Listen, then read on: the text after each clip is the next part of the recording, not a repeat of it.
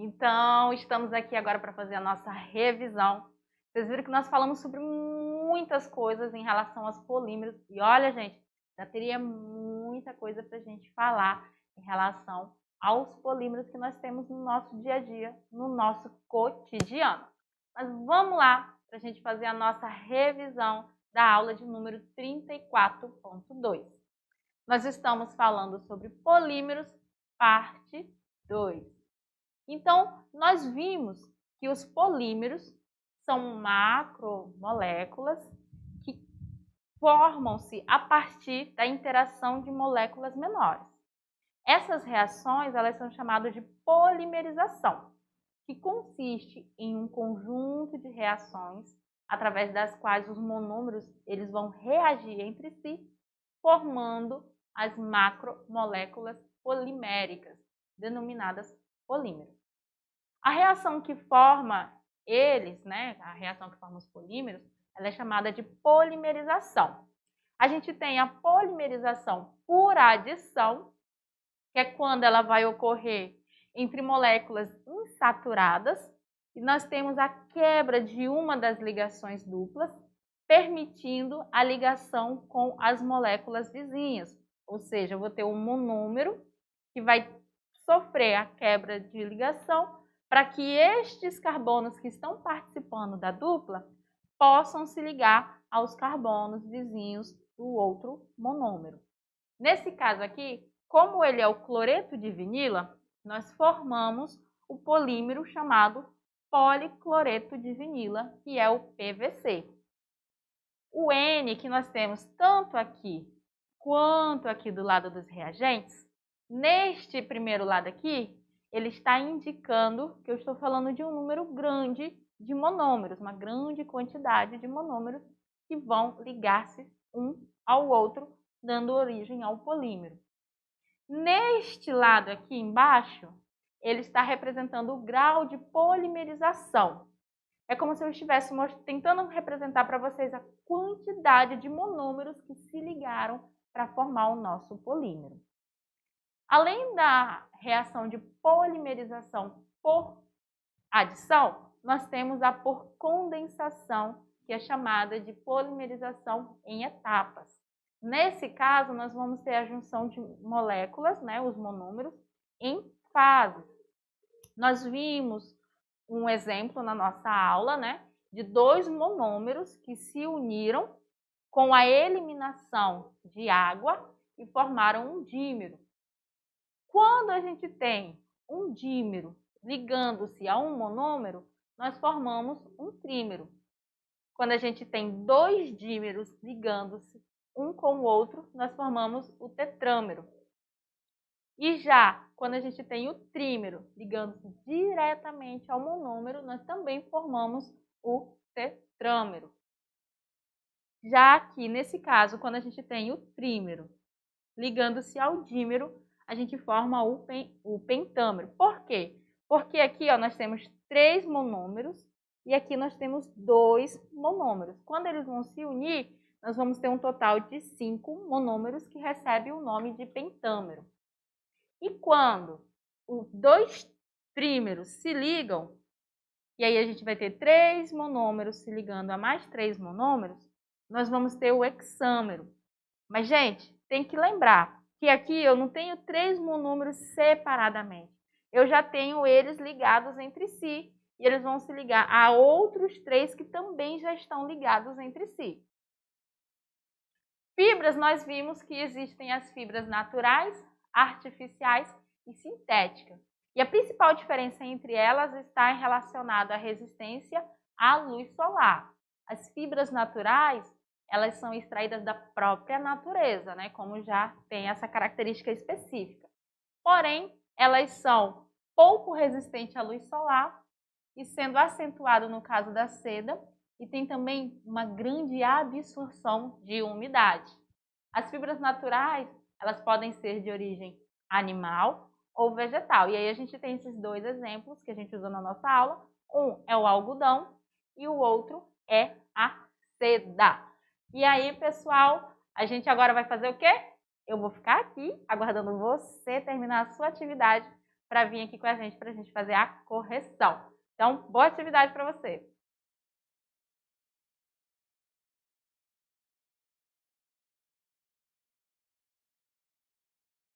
E aí, o que vocês acharam da atividade da aula de hoje?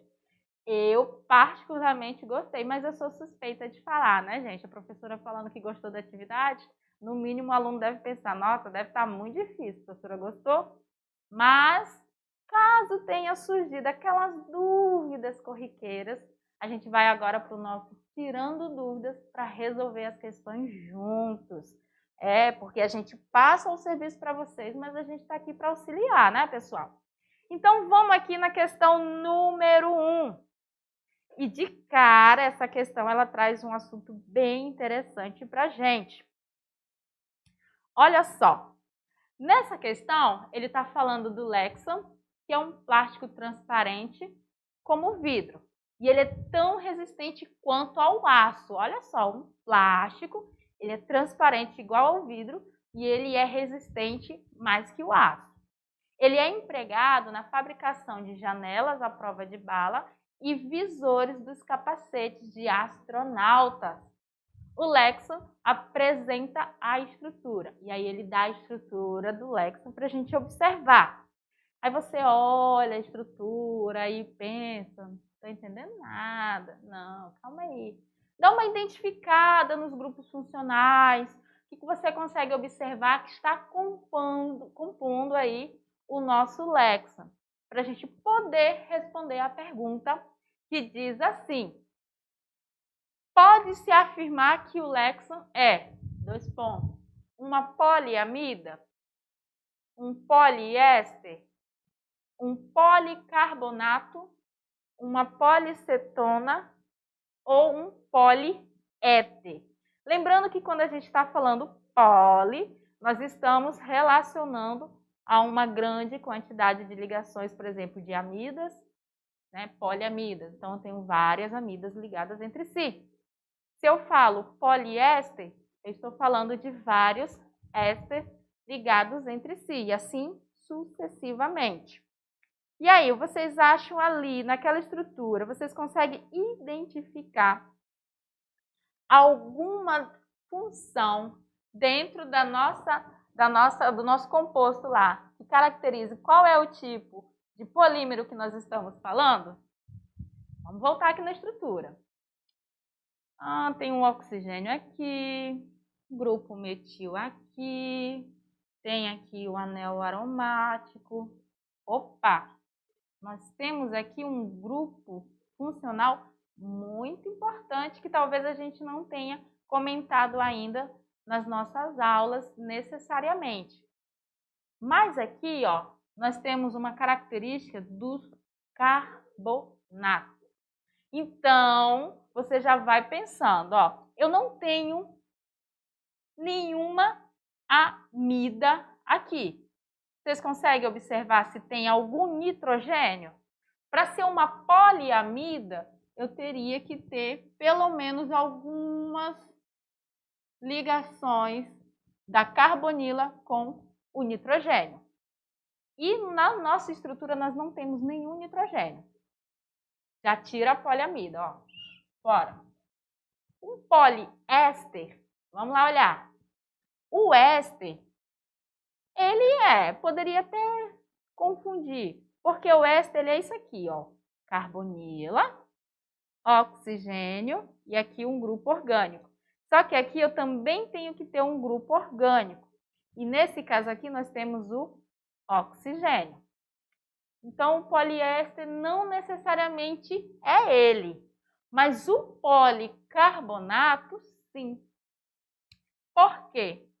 Quando a gente observa aqui, ó, eu tenho essa ligação carbono-oxigênio. Se você for olhar na ponta, tanto da direita quanto da esquerda do nosso composto, ele vai repetir a mesma ligação, ó, para cá e para lá. Então, aqui considera-se que eu tenho vários carbonatos ligados à nossa estrutura, o que faz com que ele seja um policarbonato. Eu estou olhando aqui o nosso gabarito E essa questão aqui ele está marcando, talvez por erro na hora de marcar, ele está marcando a letra D. Mas não é, porque ele não é uma policetona. Para que ele fosse uma policetona, o que nós teríamos que ter?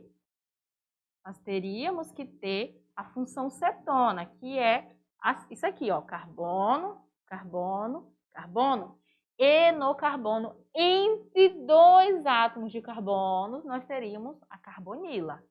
Essa seria a cetona. Se nós tivéssemos aqui, no local desse oxigênio e desse átomos de carbono, sem dúvida alguma, esse composto seria uma policetona. Mas não é o que nós temos. Nós temos aqui um carbonato bem no meio. E se você for ver, ele continua para cá e para cá. O que faz com que a resposta correta seja a letra D. Vamos olhar aqui rapidinho o nosso comentário da questão? Olha só. No comentário da questão ele está falando aqui, ó, é um policarbonato. Letra C. Por quê? Porque aqui, como eu já falei, nós temos a estrutura que representa um carbonato. Como nós vamos ter uma grande sequência de carbonatos ligados um com o outro, isso caracteriza um polímero. E aí é apenas adicionada a palavra poli na frente do nome da função que deu origem ao polímero, que no caso é o carbonato. Questão número 2 diz o seguinte: um conjunto de reações através das quais os monômeros reagem entre si, formando macromoléculas poliméricas, denominado polímeros, é denominada, Ele quer saber o nome da reação que dá origem aos polímeros, né? O nome da reação que vai ocorrer entre os monômeros. Chega a ser muito fácil, né, gente? Nós estamos falando de polímeros. E aqui nessa questão ele refere-se à reação que dá origem a essas substâncias, né? Que dá origem aos nossos polímeros. Neste caso, só pode ser a reação de polimerização.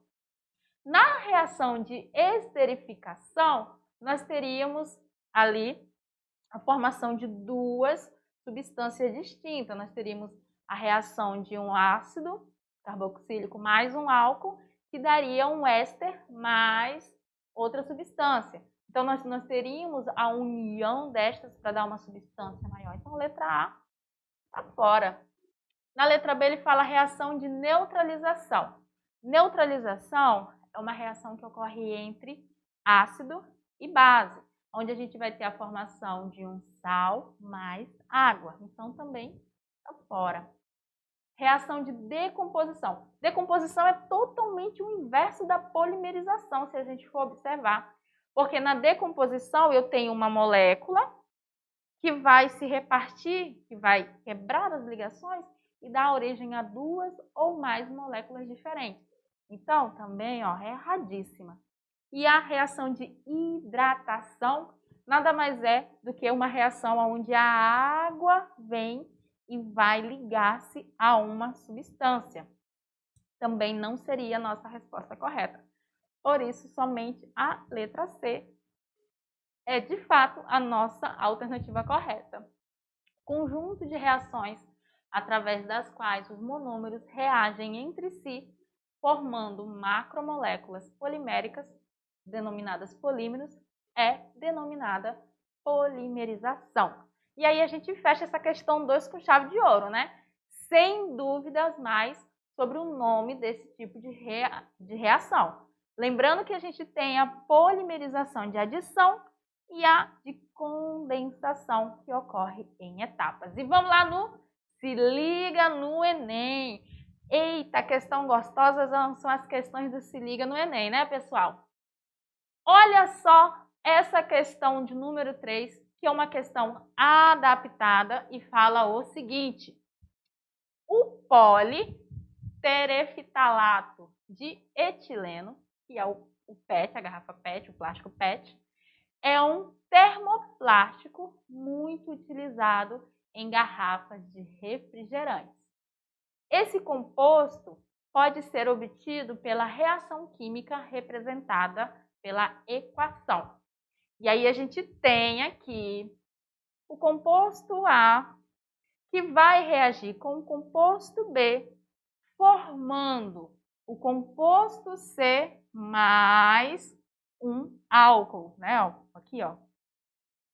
Esse N aqui, pessoal, que está aqui na frente, ele está querendo dizer que eu tenho um número muito grande de álcools que vão ser eliminados nessa reação.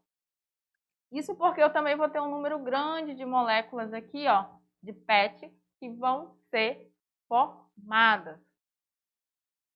Então, estão observando?